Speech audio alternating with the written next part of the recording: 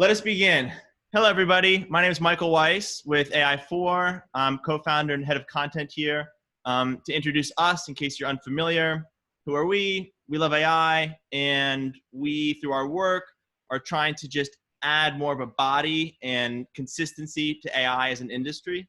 The main thing we do is we organize a big event, AI4 2020, which, COVID willing, of course, will be taking place in Las Vegas in September. And then in the meantime, since the world is shut down, we thought we would give our community a chance to convene digitally, which is what we're doing here. And so now, without any further ado, I'm going to kick it over to Eric, who is going to take us through, be our Sherpa for this first panel on the state of AI in banking. And then for those of you who are going to stick around for the second panel, which is the state of AI in investment management, we're going to transition to that right around probably like 2:17, 2:18 p.m. Eastern time. We'll bring in the other panel. All righty. So now, Eric, please take it away. Thank you, Michael. So hello, everyone. I am Eric Maloney. I am the strategist for our advisory partners at Blue Prism. My focus is really the art of the possible, a future of work, what you can do with digital workers. I also engage quite often with our extended ecosystem, which includes a lot of cognitive services partners and with end user customers. And it really has been an interesting ride so far, and it's going to get much more interesting in the world of post-COVID-19. So I'd like to hand it over to Wayne to introduce himself, please. Hi, Wayne Schumacher. I'm actually part of the second line of defense at Wells Fargo, and what that means is first line of defense consists of model development. Second line consists of validation. So our purpose is to make sure that the models, whether they're traditional or AI and ML, conform to model risk management policy as dictated by regulatory guidance and translated into model risk management policy. All right, Roderick, introduce yourself, please. Hi, my name is Roderick Powell. Piggybacking off of what Wayne said, I do a very similar function at Ameris Bank in Atlanta. I'm responsible for model validation. I've been doing that for about 7 years now. Before I joined Ameris Bank, I did the same type of work for the consulting firm of KPMG. So basically, model validation is what I do, all types of models, mostly quantitative, machine learning, and any type of model that the bank uses for decision-making. I'm responsible for validating and making sure that it does what it's supposed to do. All right, thank you. Rajeev, introduce yourself. Your mute is on. Thank you. Hey, everyone. My name is Rajeev Sambyal. I'm part of the Advanced Digital Solutions Group at Bank of New York Mellon. My focus is on building solutions that use AI and ML as the core to help realize the business value using these. Before that, I was at State Street in a similar role, working on products which leverage the emerging technologies, especially in the machine learning AI space. Very good, thank you. And Sri, can you introduce yourself, please? Thank you for having us. I'm CEO, co-founder of H2O.ai, one of the leading open source platform and community of machine learning enthusiasts. And we've been working on this for the last good part of the last decade, and we're very excited. A few of the panelists are customers, partners, so very excited to be here. H2O has been trying to democratize AI and try to make it as faster, cheaper, and easier for consumption worldwide. Given the transformative times we are living in, we're seeing not just tire kicking, we're seeing rapid adoption of automation and AI. So we're super excited to be here and speak with the audience. Thank you very much. And actually, I'm going to pick up where you just left off. So I have a two-part question, which is really, what have you been seeing as far as the adoption and uptick of AI and ML use cases and adoption within banking up until the outbreak of COVID-19. And the second part of the question is, do you see any corollary to changes in adoption with the spread of the virus? In other words, do you see new use cases and new priorities because of the COVID-19 outbreak? So I can just start randomly. I'm going to start actually back with Rain. If you could start us off on that topic. That's for Wayne, right? Yes, for Wayne. Yeah. Okay. Well, we've had a steady increase in the adoption of the incorporation of AI and ML models into model governance since Wells Fargo initially recognized AI and ML as a distinct set of methodologies that should be incorporated into our standard model risk management policy. So there's really just been kind of a steady development of functionality that pertains to such models, but more recently, because of the COVID-19, the attention on the economy and diversion of resources that might otherwise be spent on managing models, impact analysis have been conducted, and special attention has been given to what kinds of impact should be escalated, what kinds of impact should be watched. And one of the interesting developments that we've noticed is an occasional model has surfaced whose purpose is to explore the epidemiological impact of COVID-19 on the institution.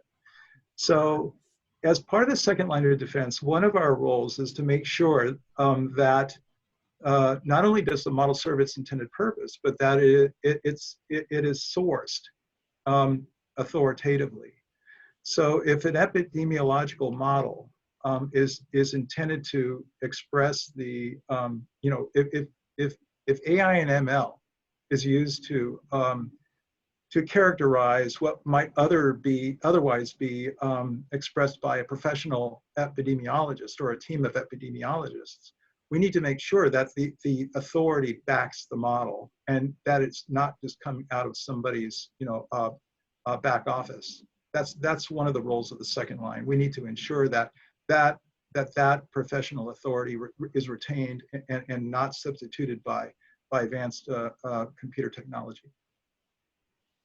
So anybody else want to give their ideas of where AI and ML have been growing in banking as far as popularity and where that may be shifting or reassessed because of COVID? Yeah, well, I have been seeing up until COVID-19, continuing uses in the areas of anti-money laundering, financial crime, fraud detection. The machine learning algorithms are really lend themselves to those types of use cases, and especially all the classification type algorithms. And I've also seen more use of AI type technology in robotic process automation, or as some people call it, intelligent automation. And even the bank our size, we're not a very large bank, we've embraced automating processes, and a lot of these so-called bots use natural language processing to identify documents and classify text, words and so forth. So I've seen a steady, I don't think COVID-19 will stop progress towards adopting these tools. If anything, I think it will increase it. As banks face some challenges with, the economy in general, obviously using RPA, the goal is hopefully to reduce expenses because you're automating human tasks and you're leveraging some of this cognitive technology. And also, I also see it being used in the marketing areas, scraping websites, seeing what your customers are saying about you. And again, this is more natural language processing focus. As far as direct impact from COVID-19, all the banks had to adopt CECL, and that's very model dependent. Some people don't consider regression analysis as machine learning, but it really is. It's a form of supervised machine learning. So most banks are projecting their loan losses. And obviously because of COVID-19, the pandemic, people had to adjust their models to take that, the impact of the pandemic into account when they project their loan losses. So that's been a direct impact in the modeling world. Rajeev, what are you finding at BNY Mellon? Are you seeing some new attention or some new needs for AI and ML? So I think like in my experience, and I think the focus was always there on AI and machine learning, especially the last couple of years, right? AI has gone mainstream. I think we mentioned, or Roderick mentioned about intelligent automation, right? A couple of years ago, a lot of stress was around RPA, intelligent automation and all, and AI and ML went mainstream a couple of years ago when people started realizing that there is some tangible benefits. It's no longer research area, right? So we can actually use it in applied sense and do that, right? So I think COVID has not stopped or changed the direction on that, right? So it is still very much like a front row citizen on this, right? In fact, with COVID, there is more focus now that from business perspective and from technology perspective, where AI and machine learning can help. Like Roderick alluded to a bunch of cases around marketing or even in finance, right? So all those areas, right, where initially business was thinking about it, can potentially AI can come in and help in some of the processes. I think all those discussions have been fast tracked, right? Rather than sitting in the back. So out of the lab and onto the shop floor. Yeah, exactly, right? So, and I think it's across the board, right? Not specifically in banking and finance, but across the board. With just talking to different people, it's becoming more and more apparent that people who were skeptical about AI and the use of AI and how models could come in and augment what people have been doing. I think those discussions have come forefront now. So Sri, you have a unique perspective on this panel, being an open source vendor and the sheer number of clients that you engage with. What's your perspective on this topic of where COVID-19 is impacting AI and ML consideration and adoption? Thanks for that. I think H2O has the world's top 10% of Kaggle grandmasters, data science grandmasters, and we felt being privileged to be able to help the community, or the healthcare community and community systems. So we've been building a lot of models with a lot of the governments as well, starting earliest with where it started in China, and then Singapore, Korea, and most recently, of course, in all of US in the earliest days. So we've been building these models and starting to look, when will it peak? What is the likelihood of impact of social distancing and how that would help? So we're looking at payment systems in India and here to see how could we figure out the impact of it. And mostly the service, because we happen to have the data scientists, we have the AI platforms, and quickly found out that the predictions around unemployment was pretty stark, and small businesses, because the lack of foot traffic, have vanished, are vanishing as well, and so forbearance and default become a real problem across the country. People started leaving the cities, world globally, even after the post-freeing Wuhan, and all the big cities in China have had an exodus of people to more sparsely populated places. You see, and that changes demographics, that changes how the world is going to look at a phone call coming from middle of what used to be the flyover states, how banks are going to deal with mortgages in these countries, in these counties. You're also seeing globally, like we're working with banks in Australia, banks in in every part of the world where governments are trying to fund through the banks, small businesses. And so which banks have, which companies have going concerns, how to lend, are they really claiming what they're claiming? If they had 10 employees, are they 10, are they really 5? All of those analysis is a data, is a prediction, is a decision to be made through data. A lot of public data sources. And again, the data is fuzzy in many places. Even the deaths count is not exactly accurate. And so a lot of places where testing is not, has backed up or backlogged. Even California had a lot of test backlog, and now they've come forward. But trying to get any proxy for the extent of damage and how long the damage is going to be. Is it going to be, can we learn from, can we build transfer models from the 1918 epidemic where you had the first bump, then the bigger bump and a smaller bump, or is it going to be just simple H2N2 style bumps? A lot of different scenario playing is happening at different parts of the banks. And we are obviously, as someone in the audience asked and Wayne mentioned, we're still making sure that we are applying fair lending practices. COVID-19 has impacted a different rung in the society. It's hurt predominantly 70% of African Americans have been impacted. So is that a proxy variable for race? There's lots of interesting questions that explainability and AI have to play here. So explaining these models before quickly jumping into using them, using different mathematical techniques, but also simple techniques. Roderick's points well taken. Vast bulk of models are simple regressions. The great mathematicians are using simple methods, not very complex methods that are difficult to understand. So the universities are reacting very rapidly to this, as are healthcare systems.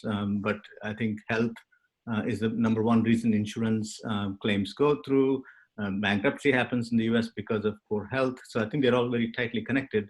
The health, insurance, and finance vertical. Supply chain is being reinvented, as we know. And some of the largest cleaning supplies companies are thinking of where to put factories even. And so we call it BC is before COVID, and the world has been reformatted, and a wonderful world of new opportunity, painfully humbling by just a 0.16 microns. We have been humbled as a species, but I think we're going to come out of this very strong. Yeah, but there are just a lot of them. So I want to take one part of what you said about this massive transformation that's taking place across industries and the role that AI and ML have in it. And it's something I really, to start with both Roderick and Wayne to think about, is the impact on risk. In banking, the risk organizations are going to have to make choices. They're going to have to change some rules. They're going to have to adapt more quickly to consider where AI and ML are going to be employed within banking and finance. So I'd just like to talk about how this is going to impact and transform the risk function and how that's going to come back and allow for new directions or accommodate AI and ML. So I'll start with, I think, Roderick, because you're nodding a lot when I'm asking that question. Yeah. I mean, because this is a big issue in banks. We're using regulatory guidance that was released in 2011. The world has changed a lot since then. You know, unfortunately, there hasn't really been a lot of new regulatory guidance since 2011. So all the new techniques that are out there, neural networks, and all the things that banks are exploring and even doing in the space of cybersecurity and just regular modeling, the old-fashioned algorithms. You know, one issue we have with some of these newer technologies is, do we call them a model, or do we call them a tool, or do we call them something else? Traditionally, banks kept what we call a model inventory. So these were quantitative tools like regression analysis and so forth, and we would keep a list of these.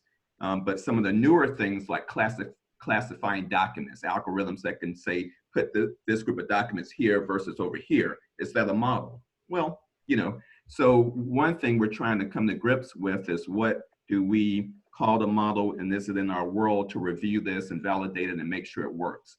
A lot of the bots that are out there, some of them do use this technology, and and should they be classified as models or not. So those are some of the issues that we're grappling with. You know, in my institution, we try to keep track of everything, whether we call it a model or not. If it's using automation in any fashion, we keep track of it and monitor it and review it and assess it and make sure that it does what it's supposed to do. So what's really needed, and the FDIC, one of the bank regulators, came out and said that they may produce some kind of new guidance for bankers when it comes to AI and machine learning. They haven't produced it yet. So banks are pretty much writing their own rules on how they're dealing with this technology. That's different, yeah. So actually, Wayne, how are you doing at Wells Fargo with that, level 1, level 2? How are you kind of reinventing risk or addressing it? Well, sure. I'm going to imitate what Roderick did with me and say, well, I'm going to build off what he said, and acknowledge that there's some really scope challenging models that are out there, and what we've done is just follow the regulatory guidance, SR 11.7, FRB SR 11.7, and recognize the simplicity of what's being asked of us in that. What defines a model? It could be as simple as a process that translates quantitative inputs into output of some kind, which is subject to error. And if you take that simplistic approach, then that brings in a whole bunch of models that could be either considered in or out of scope. But if you take the conservative approach, which is what we've done, and accommodate all these models which had previously been considered operational tools, like cyber fraud, and some other processes, and then let's make this general assumption, say that natural language, NLP processes, should be taken into model governance just by virtue of its natural complexity, and some recognition that even NLP embedding can be considered a modeling approach, unless you're using a very simple approach. But generally speaking, if one type of NLP qualifies as part of a model, then it should already be brought into this kind of compliance. Then things start falling into place with respect to the model risk management policy that we've been using all along. But the difference is in the complexity of the models that we're validating and the need to assist the model developers in recognizing what we're supposed to recognize in terms of model risk management. That is accountability for hyperparameters, the heightened scrutiny over models which have very complex interactions among the drivers in terms of compliance and fair lending and all this other stuff that is really kind of a given for traditional logistic regression marketing model, say, where you just get some basic compliance approval and take it over to the law department and get approval by looking at each and every separate effect in a purely additive model. It doesn't quite work that way anymore. So there has to be some kind of demonstration that the model is actually doing what it's supposed to do, and that it is as interpretable as SR 11 requires that model be. Hence, additional guidance has to be produced and followed. And then there's this added complexity of vendor models. And what do you do with a vendor model that was always part of our model governance, but never recognized as AIML? What do you do with a vendor model now? And I'll just leave that question open for now. Yeah, so, can I jump in? Sure. What Wayne said about the vendor models. Vendor models create a special challenge. Even before you adopt a vendor model, they create challenges. What I'm finding, unfortunately, is that there are some vendors out there who are using the buzzwords AI and machine learning and saying that they have all these great advanced analytics out there. And these are just marketing ploys. And so one thing I want to say to any bankers listening to me, to this webinar, make sure you do your due diligence. And what I like to do, and I'm a little tough, is to have people go before the whiteboard and show me that they really understand these algorithms that they say they're using. So it's kind of a hot button issue for me, but you really have to be careful that the vendors who are telling you that they can, whatever the use case is, You know, you need to talk to other clients. You need to vet their level of expertise, and can they really deliver what they say they can deliver. So something you mentioned twice, Roderick, and then again, I am with an RPA vendor, right? And we are seeing a lot of use cases developing around intelligent automation. Matter of fact, that most of them, and it gets back to this idea of, think of digital workers as an abstraction between the AI engines and the backend systems, or the AI engines and the people who use the output of those engines. So that abstraction can now be a filter for data systems access for the AI engines, and they can also be an enabler for tasks. So when you glean insights from an AI service, if it's actionable, like anti-money laundering, you can actually task a digital worker to generate certain reports or other things out of this. So we see this interplay, and it kind of is this gray area between what Wayne was talking about, the vendor model that you picked up on. So taking this idea of the complexity of the vendor ecosystem and fintechs and where they're going to be playing in banking in all of this, I'll ask Rajeev, you have a long history of dealing with this at State Street and BNY. How do you see all these amalgams of third parties coming in to peddle their wares at BNY? How can you tell what's real and what's fluff? Obviously, don't buy anything that says blockchain.ai. That's probably, I agree with Roderick, that's a warning sign. But how do you know what to investigate, and how do you realize value out of these things? No, and I think it is actually a big challenge. It's a huge challenge, right? And especially over the last couple of years. I think 7-8 years ago, this wasn't a huge challenge, right? Because you didn't come across 10 companies every week doing NLP, right? Or doing blockchain, or doing time series forecasting. It's like right now, I think in a week, I come across 10 companies who are doing the same thing, right? So pretty much the same thing with some variables here and there. And the challenge is to figure out what is legit and what is not, right? And just by looking at the marketing slides, you cannot tell, right? So marketing slides are always good, right? So they can pretty much do everything. Not always. And I think, I get the... yeah. And I think, so what, at least personally, I think the way I approach it is that you need to start, I think that's the first half an hour discussion, that's fine. The marketing speak is okay. I think you need to have the second level of discussion before you even touch the POC, where they bring in their experts who are building the models and doing the work. I think you need to have that understanding to be able to ascertain what is legit and what is not. Right? Everyone can talk about NLP, and everyone can talk about. So I think you talk about specific use cases. So one thing which I have seen, or that's just again my observation, is that a lot of times when companies are looking at so they get niche in one or two projects they have worked on, and that's about it, right? And they cannot go beyond that, right? So they cannot do use cases beyond that. So they can talk a lot about one specific use case because they have implemented that in one or two places. But the moment you start going broader, you can know from the discussions that, look, they do not have that capability. So even in those, so I think that's the first trigger point to tell you that how broad is their capability or how narrow is their capability. I think that's one thing you want to be looking out for. And the second thing is that I think you start probing second level in terms of how the models are being developed. So how are they back testing their models? What is the data they are using? So I think you need to start going into those second level discussions to be able to figure out, is this the legit use case which you need to be working with, or the company you need to be working with. So I think it's hard. I can tell you that it is extremely hard, because like every week, then when you have 10 companies approaching, you will be spending most of your day trying to filter that out.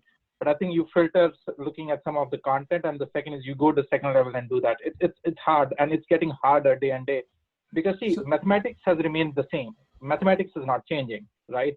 So it's not that every company is reinventing mathematics and coming up with something new. The core mathematics is the same. It's how they're implementing it, how they're using it, and how they're training it. Agreed. Yeah. So actually, I'm going to go to Sri. As a vendor on the panel, I'll have to. That's what I was going to go to you next. Okay. Take a stab at it. I think it starts with the source, right? Sort of. When we started, we found that there were not good machine learning models out there at ease, at the fingertips of data scientists world over. and that are high grade, that are easy to access, that are open source. And that was the core theme with which we started the community around H2O.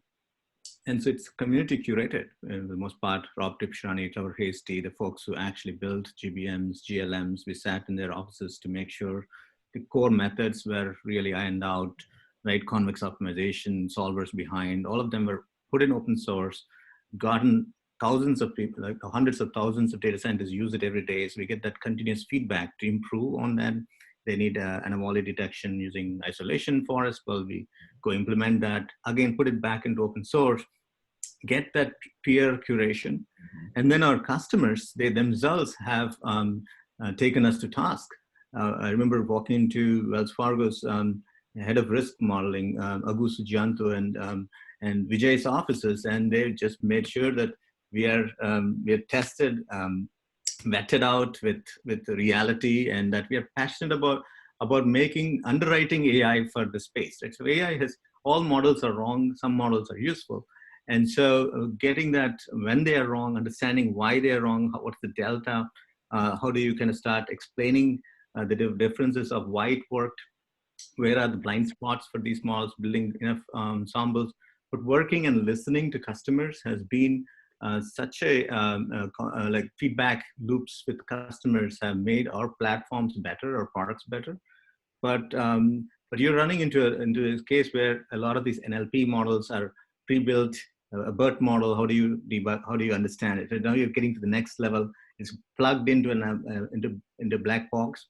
Mm-hmm. But actually working with the customers, making that last mile be open source, so that customers can then rebuild that model on their data, prove that it actually works, and then have the confidence to plug in. But even then, have a lot of guardrails and automatic report generation, so you can get that report on why the model, what is the pipeline involved in changing the model, was there a particular factor that led to increase in the accuracy? Can I now do what if analysis on that, simulation, and then optimization? All of that end-to-end pipeline has to be underwritten. And that's how we see our role as more the kind of the Sherpas helping our customers climb these large mountains. And I think we've climbed that about thousands of times with every customer in every domain. And that kind of got us all those scars so that we can prevent those mistakes and we want the community as a whole to make new mistakes, not the ones that we've already seen in the early days of so I want to go beyond the peer assessment you mentioned earlier. Obviously, it's an open source company and the platform you present, and it's critical. I mean, it's the foundational. I agree with what you said, but it's a different metaphor. It's good to be a Sherpa, but it takes more than one Sherpa to get an expedition up the mountain. So how do you think about a vendor ecosystem? How does that play in this conversation? How do you kind of go back to Rajeev's challenge of separating the wheat from the chaff? Isn't there some sort of self-vetting in that ecosystem? How do you know who the key players are, and how do you gravitate towards them? I would like to start with you and then kind of go back to the rest of the team. Are you considering it this way? I mean, who are your trusted advisors to help you in this journey? Because you have to start picking key platforms and key players. So I'll start again with you, Shri. Are you seeing this? Are people starting to congeal around certain combinations of vendors? Yeah, we want to, I mean, as a whole, we want to raise a forest, not just a tree. The problem is much larger than any one person or any company or any even one time period in our human existence will be able to solve. We want to solve AI for the long. Solve it for the next pandemic, to be more direct. Your background is very inspiring, but I think that ecosystem building is quite necessary, and I think we see good participants or trusted participants emerge over the course of several practices, and then data as well. You start getting confidence in which data source, which data vendor to use. AI is more and more has become less of a technology problem. I think Rajeev's point that the math was 1965's math actually, and right sort of so it's and we recast it, we rebuilt in new form factors, new software that can run on the edge, run in the center, run in the cloud. But I think the core piece of AI is a cultural transformation that needs to happen within the companies, in able to take those changes, the new data points that are jumping at us, and making that decisions is still the change management is a huge problem. certain vendors ecosystem bring that change, bring that confidence for customers to make that change happen. And so the RPA is a great partner in this change that's happening across the banks in the US. And I think it's the rate at which the regulators are allowing change happen as well.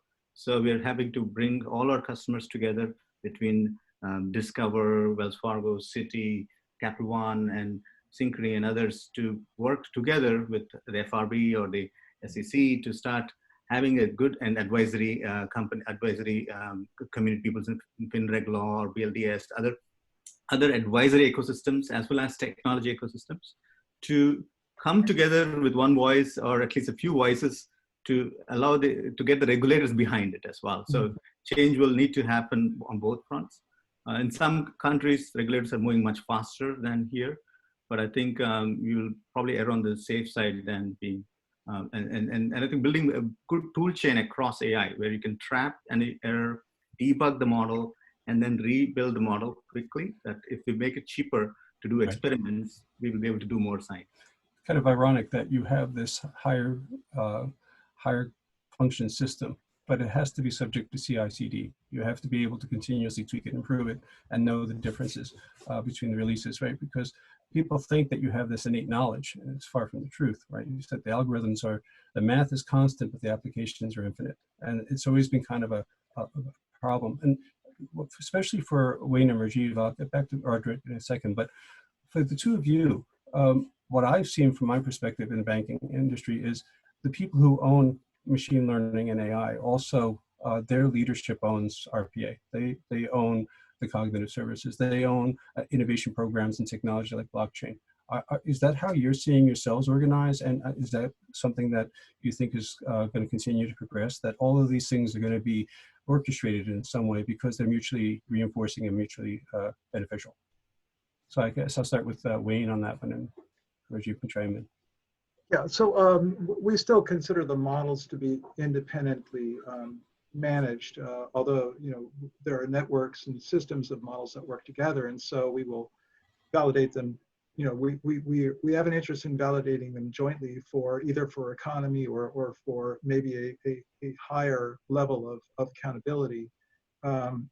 I don't know if that's exactly what you're getting at, but for example, we have systems of fraud models where we really want to know what the system is doing as a whole. Is that kind of what you're getting at with your question? Or? I'm getting at how you actually deploy and operate and sustain the AI solutions within Wells Fargo. What's your internal ecosystem? What kind? That's what I was after. Thank you very much. Okay, so since we still conduct a model inventory. We still have distinct models. Each model has its own identifier number, and we still validate models individually. Although we have come to recognize that they are members of larger systems, like a network of, say, cyber fraud models that are owned by a particular business team. And then, so we as independent validators will step in and we're supposed to take a dispassionate approach to the validation of these individual models within their respective systems. So everything that we validate is a use case. So the use case will dictate the attention that we give to it, and whether or not it is part of a larger system, or how these models fit within the ecosystem of models that we have, really kind of depends on the use case. So actually, before I go to Rajeev, just for a mindset, do you look at yourself something like an auditor, that you want to see how the use cases are built and you can validate if you have an appropriate solution, but you can't preordain the instance? You have to go through this kind of process each time you examine a use case. Well, we do, but we also want to recognize that some models require a bit more alacrity in review than others. So we might want to build special mechanisms that will examine the model before it's deployed or in the process of its deployment, but we still want to make sure to minimize the potential risk to the bank by stepping in and enforcing a second line approval on the models before they're deployed. I hope that's helpful. I'm not sure if I fully answered. No, I think you did. To paraphrase Wayne, we work closely with Wells, the customer, and then ended up your AI platform of choice there. I think there's almost one of the most intensely tested environments for models before they go to production. And in Wells, they have a validation framework that's tests all the different dimensions and try to get that clarity on why this is making the decision the way it's making, and so on and so forth. And that risk validation framework is one of the best in class, and we've worked with several customers. And I think that kind of gets them the advantage when they go in front of the regulators as well. When they stand behind a model, the regulators are also more capable of listening to them in that sense. Okay, so Rajeev, in comparison, is your apparatus set up similarly at BNY Mellon? Is this how you view the AI models and how they can be applied to use cases and deployed? Is it a similar structure that you have in place? Right. So let me take the angle of how we actually use it, and to your earlier question that whether you use RPA, cognitive services, AI, and all, how do they come together, right? So I don't think it's no longer like a siloed thing, right? Wherein it is everything needs to kind of come under one umbrella and that team. So it's no longer that concept, because like pretty much machine learning, AI, RPA, right? All these are interconnected now, right? So how you apply this in a solution is how it comes together, right? A lot of RPA products now, they are no longer like dumb bots, right? So a lot of like cognitive services is actually that work is going into the bots now also, right? So I think as a solution, it's a comprehensive solution which gets deployed across the board, whatever use cases you pick up. And then it's a question of model risk getting comfortable with end-to-end solution, right? So it's not that if you say that, oh, I'm doing RPA, they're not going to look at it, right? So it's basically end-to-end solution which comes together, and each component has a part to play in it, right? So that's that's how it's working. So we're starting to reach the end of the session. I just wanted to go back to Roderick and go back to your previous life as a consultant. And the way that you are, it kind of like you as a vendor engaging, you as an advisor and consultant engaging.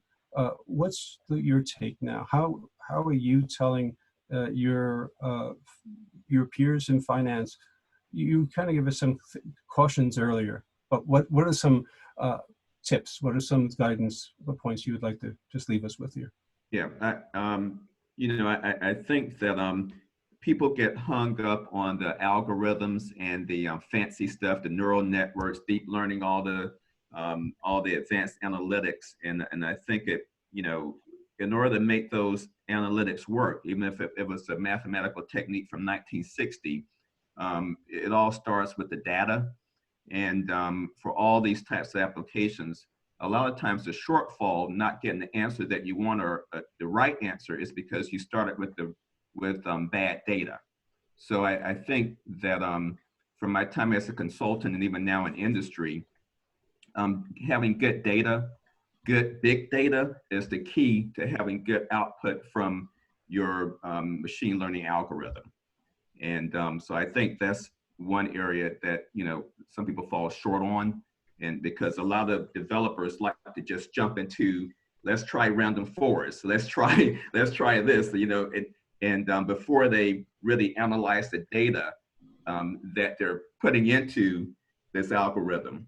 And the old adage, garbage in, garbage out, is even more applicable in this new world. So you can have all these fancy algorithms, and the answer could be worse than just using a very simple model with good data and with good complete data. So in order to get the most out of AI and machine learning, to really maximize it, you really have to pay attention to the data and assumptions that go into your hyperparameters that go into these algorithms. And I think right now, thanks to COVID-19, we have to atomize a lot of the things we want to analyze. And what I mean by that is we have new tasks that are time sensitive. Reassessing mortgage risk, reassessing so many things around the credit ratings of people who've been drastically impacted. So I see what you said is very important, and we're going to have to probably have a whole thread about how do we atomize this down to something that has a high certainty of using the data in some useful way. It's going to be harder because there are going to be greater demands on AI and ML in a shorter period of time, with no demonstrable increase in the quality of the larger data sets. How do we do something much more tangible near term? And I think that's going to be an interesting challenge for us all. I mean, that's kind of where, I'm hoping that, the RPA solution will help at least cull some of that information, do some of the cleaning of that information. But it really is going to be, I think, quite interesting how a lot of the AI engines that you have developed and you deployed are going to have these smaller permutations, because we're going to have to somehow break this thing apart and follow the different products of the banks and the new requirements that are coming down almost daily as guidance from the Fed and other regulators. It's going to be a brave new world. And I think we're all going to be quite busy and sleep deprived to deal with it. But I want to thank you all. I'm going to hand it back to Michael. And this has been a wonderful experience for me to have the insight that I gained from talking to all of you. So thank you very much. Yeah, you guys crushed it. You guys crushed it. I'll let you all say a final note. I have one question for each of you, which is going to be a short response. So AI in banking, it's 2020. What one topic are you most excited about for AI in banking? What's it going to allow banks to actually do now that they couldn't do 5-10 years ago? Roderick, go. I think that one of the interesting things is in the marketing area. I mostly work in finance, but I think marketing the customers, being able to use these techniques to say, let's market these products to this set of customers, these to this set, based on training your model from prior behavior and experience you have with your customers, figuring out how to target the right product to the right person. And you can figure that out by using a good algorithm with good data. AI for marketing. Done. Eric, go. I think it's the mixture of intelligent automation. What you can do with AI, ML, and RPA. You're going to actually, I'm going to focus inward. It's going to transform work within the banks. And you're going to have people freed up to do much more interesting, innovative stuff.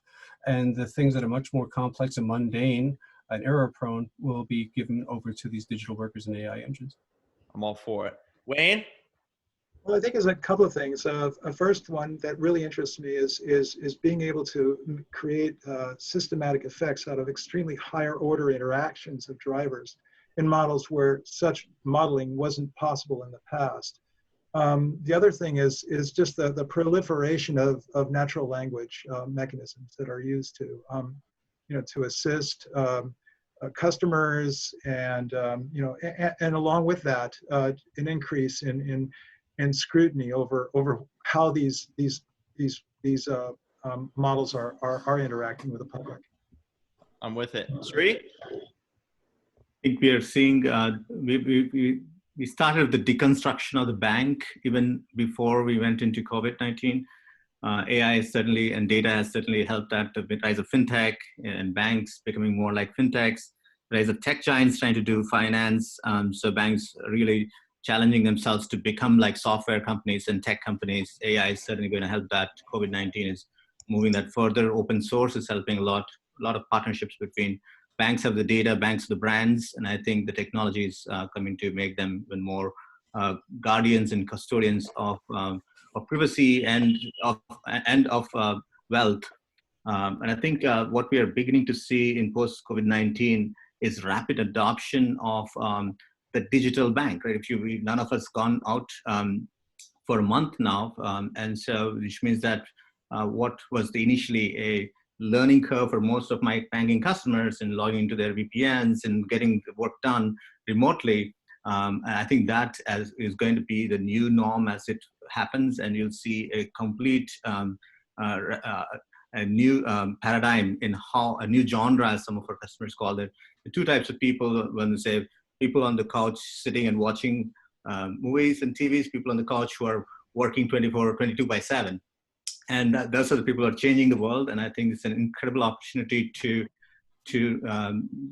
look at ourselves, who we are.